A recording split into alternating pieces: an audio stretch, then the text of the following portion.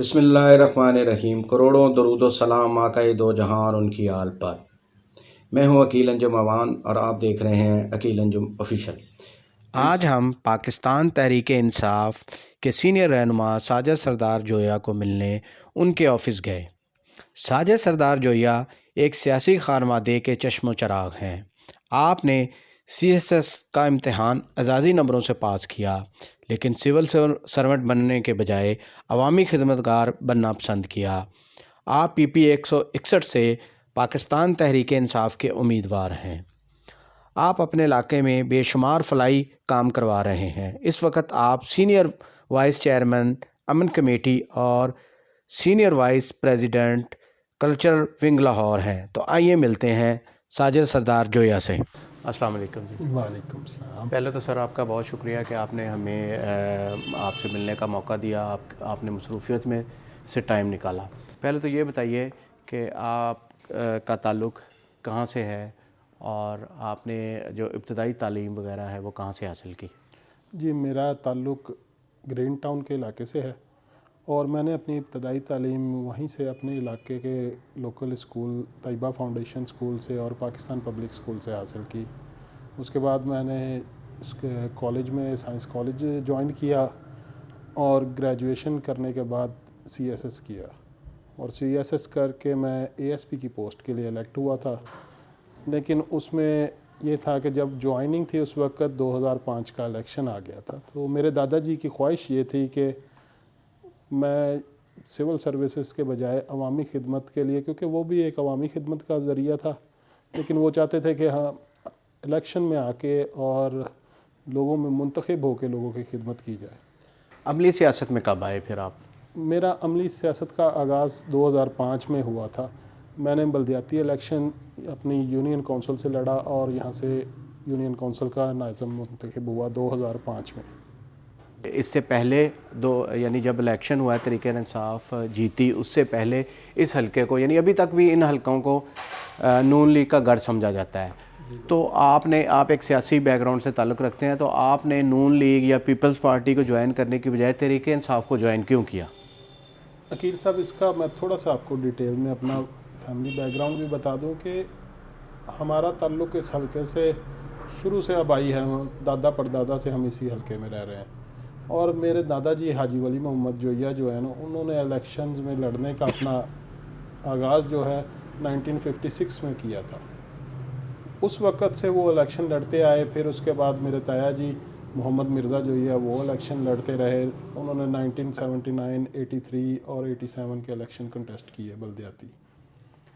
ان کی وفات کے بعد ہمارے چچا حاجی شفیع جویا صاحب الیکشنوں میں آئے اور انہوں نے اس طرح عوامی خدمت کا سلسلہ جاری رکھا۔ انہوں نے اپنا 88 میں جب تایا جی وفات پا گئے تھے، تو اس کے بعد انہوں نے ان کی جگہ پہ الیکشن کنٹیسٹ کیا، اور اس کے بعد 93، 97 کا الیکشن کنٹیسٹ کیا۔ پھر اس کے بعد بڑے بھائی نے 2002 میں الیکشن کنٹیسٹ کیا MPA کے لیے۔ اس وقت میری عمر کم تھی جو میں الیکشن نہیں کنٹیسٹ کر سکتا تھا، لیکن 2005 میں ہم دونوں بھائی ناظم منتخب ہوئے، اور 2008 میں نے آزاد، کیونکہ اس وقت PTI نے یہاں سے الیکشن پورے ملک سے ہی انہوں نے الیکشن کا 2008 کا بائیکاٹ کیا تھا۔ جی بالکل۔ اس وجہ سے وہ الیکشن میں نے آزاد لڑا، اور 2013 کا الیکشن PTI کی ٹکٹ پر لڑا۔ تو آپ کو یہ اتنا ڈیٹیل میں بتانے کا مقصد یہ ہے کہ ہمارا ایک فیملی بیک گراؤنڈ ہے، ہم لوگوں کی خدمت عرصہ دراز سے کرتے آ رہے ہیں۔ کیونکہ آپ صحافی ہیں، آپ کا اس بارے میں نالج زیادہ ہے، تو جو عوامی خدمت سے ہٹ کر کسی قسم کا اگر کوئی اس میں آپ کوئی غلط قدم اٹھاتے ہیں نا، تو آپ کی سیاست زندہ نہیں رہتی۔ اور ایک علاقے میں رہ کے عرصہ دراز سے 60-70 سال سے اگر ہم یہاں پہ سیاست کر رہے ہیں، تو وہ ہماری سیاست بھی یہاں پہ بول رہی ہے۔ لوگوں کے درمیان ہمارا نام، ہمارے بڑوں کا نام بھی آج تک یاد کیا جاتا ہے، کیونکہ ہم نے لوگوں کی خدمت ہی کی ہے۔ بالکل بالکل۔ اچھا، آپ تحریک انصاف کے بینر تھلے یہاں پہ اب ان کا نام بنانے کے لیے کرنے کے لیے خدمات انجام دے رہے ہیں، کیونکہ آپ جہاں بھی جاتے ہیں آپ تبدیلی کی بات کرتے ہیں کہ ہم تبدیلی کے لیے شامل ہوئے، تو آپ یہ بتائیے کہ آپ کو عمران خان صاحب سے کیا توقعات ہیں؟ جی، آپ تو ان کے لیے کام کر رہے ہیں۔ پہلی تو بات یہ کہ میں 2008 میں PTI میں آیا، تو 2013 کا الیکشن جو ہے میں نے وہ پی ٹی آئی کے بینر کے نیچے لڑا. اس وقت یہ علاقہ نون لیگ کا قلعہ گنا جاتا تھا. لاہور پورا ہی نون لیگ کا قلعہ گنا جاتا تھا. بالکل. یہاں سے کسی کو امید نہیں تھی کہ یہاں سے کوئی کینڈیڈیٹ 15,000، کیونکہ ہمارا جو حلقہ تھا یہاں سے نون لیگ اور جماعت اسلامی اکٹھا الیکشن کنٹیسٹ کر کے 11,000 ووٹ لیے تھے. جی جی. تو 15,000 ووٹ کوئی نہیں لے سکتا تھا یہاں سے. اس قسم کی صورتحال تھی. یہاں سے میں نے جب الیکشن کنٹیسٹ کیا پہلا تو 22,007 ووٹ ہمیں پی ٹی آئی کو یہاں سے پڑے پہلی دفعہ. جی جی. اور رات کو، کیونکہ وہ 2013 کا الیکشن آروز کا الیکشن کہا جاتا ہے، رات کو جو رزلٹ تھا اس میں 22,000 ووٹ لے کے ہم کامیاب تھے. دوسرے نمبر پہ سید احسان اللہ وقاص 8,900 ووٹ کے ساتھ تھے. تیسرے نمبر پر ظہیم قادری 7,200 ووٹ کے ساتھ تھا. لیکن جب صبح رزلٹ آر او سے لینے گئے تو وہاں پہ ظہیم 27,000 پہ تھا اور ہم 22,000 پہ تھے. تو وہ ایسا سلسلہ تھا کہ جس کے بعد ہم نے اپنا احتجاج کیا. 2014 کے دھرنے میں بھرپور شرکت کی اور 2018 تک پارٹی کے لیے کام کیا. تو آپ کا جو سوال ہے نا کہ ہم یہاں پہ ڈٹ کے کھڑے ہیں، ڈٹ کے اسی لیے عمران خان کے نظریے پر اور عوام کے لیے، لوگوں کے لیے تبدیلی کا نعرہ لے کے چلیں.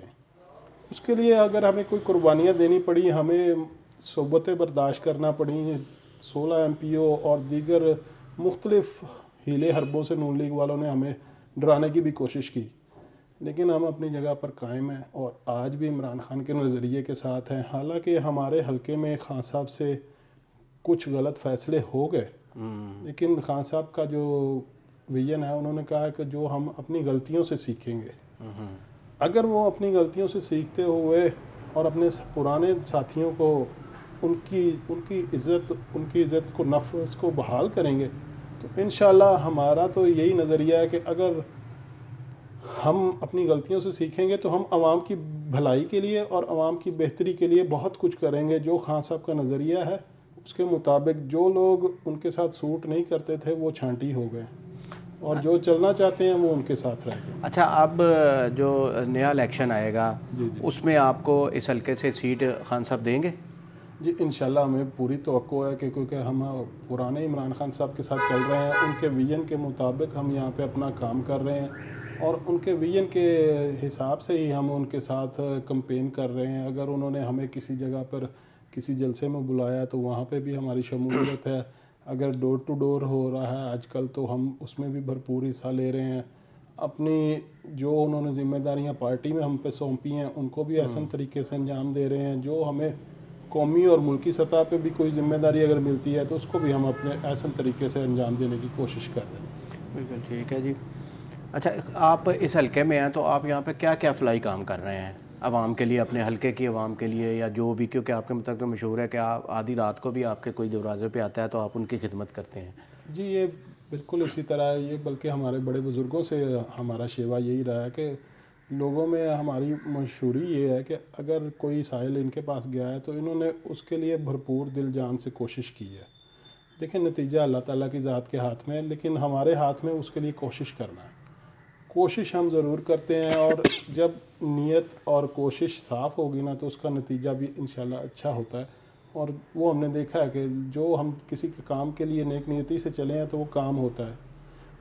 تو سیاسی طور پہ تو ہم نے اپنے علاقے میں، جس علاقے میں اسکول نہیں تھے وہاں اسکول، کالج اور اس کے علاوہ ڈسپینسریاں اور ہاسپٹل کے لیے ابھی تک ہماری کوشش ہے کہ ہمارے علاقے میں ایک ہاسپٹل کی ضرورت ہے، وہ بنوائیں.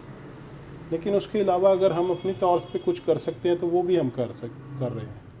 ہمارا ایک فزیو تھیراپی کا فری سینٹر ہے. جو جس علاقے میں ہم رہ رہے ہیں وہاں لوگوں کو فزیو تھیراپی کے متعلق اتنی آگاہی نہیں ہے.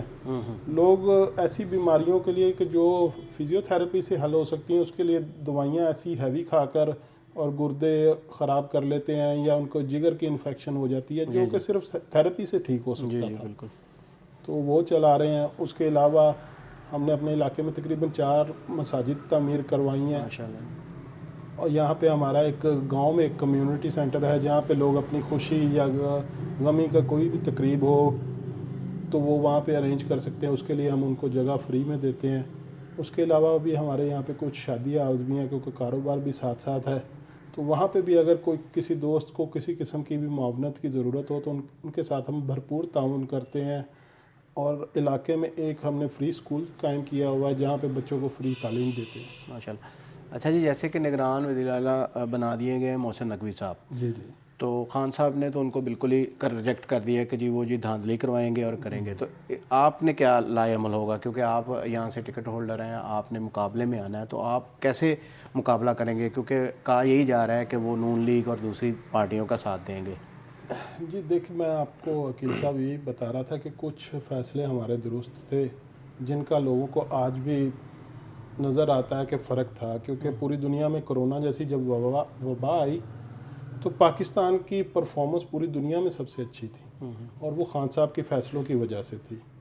कुछ हमसे कोताहियाँ भी हो गई जिसकी वजह से समझ लें हमें कुछ बातों को आज फेस भी करना पड़ता है, लेकिन ऐसे मामलात पे जो है मुशावरत ज़रूरी होती है। मेरी समझ में आज तक ये बात नहीं आई कि हमने असम्बली को क्यों छोड़ा। अगर हम कौमी असम्बली में अपनी जगह पे बैठे होते तो आज हमें ये दिन फेस नहीं करने पड़ते थे।